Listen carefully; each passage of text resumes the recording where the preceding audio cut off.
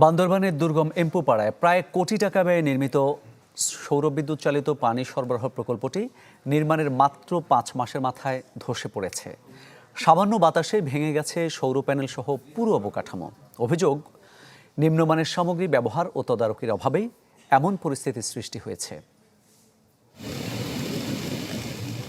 বান্দরবান সদর উপজেলার টঙ্কবতী ইউনিয়নের দুর্গম এলাকা এম্পুপাড়ায় ক্ষুদ্র নৃগোষ্ঠীর প্রায় 1000 মানুষের বসবাস। তাদের সুপেয় পানির সংকট দূর করতে লজিক প্রকল্পের আওতায় সেখানে গত বছরের মে মাসে স্থাপন করা হয় সৌরচালিত পানি পরিশোধন ও সরবরাহ ব্যবস্থা। এলজিইডির উদ্যোগে বাস্তবায়িত প্রকল্পটি স্থানীয়দের জন্য আশার আলো হয়ে দেখা দিলেও নির্মাণের মাত্র 5 মাসের মাথায় সামান্য বাতাসে ভেঙে পড়ে সৌর প্যানেল সহ পুরো অবকাঠামো। ফলে আবারও কয়েক কিলোমিটার দুর্গম পাহাড়ি পথ পাড়ি দিয়ে ঝিরি ঝর্ণা থেকে পানি সংগ্রহ করতে হচ্ছে স্থানীয়দের। এতে ভোগান্তি বেড়েছে কয়েক গুণ। স্থানীয়দের অভিযোগ, নিম্নমানের কাজ ও তদারকির অভাবেই দ্রুত নষ্ট হয়েছে প্রকল্পটি। সোলার প্যানেলের খুঁটিটা বসাইছে, ওখানে আমার মনে হয় খুব নর্মালি বসাইছে, আপনার বেজ দেওয়া হয় নাই, জাস্ট মাটির উপরে বসায় রাখছে ওই পিলারটা।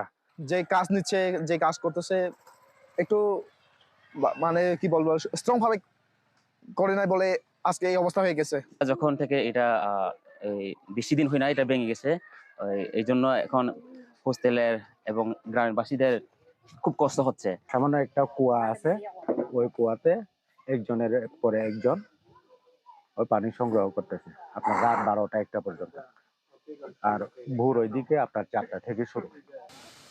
তবে কাজের অনিয়ম প্রমাণিত হলে সংশ্লিষ্ট ঠিকাদারের বিরুদ্ধে ব্যবস্থা নেওয়া হবে বলে জানিয়েছেন এলজিইডির কর্মকর্তা। প্রায় 2-2.5 ফুট নিচে হচ্ছে একদম খোলা যায় না, ওই দিক থেকে বাতাস আসেই সেটা আচমকা ধাক্কা বাতাসের ইয়েতে এটা ইয়ে হয়ে গেছে।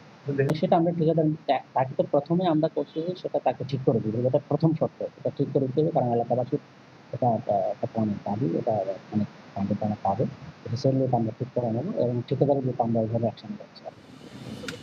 এলজিইডির তথ্যমতে 2024-25 অর্থ বছরে 89,15,900 টাকা ব্যয়ে প্রকল্পটির কাজ করে ঠিকাদার প্রতিষ্ঠান রিপন অ্যান্ড ব্রাদার্স।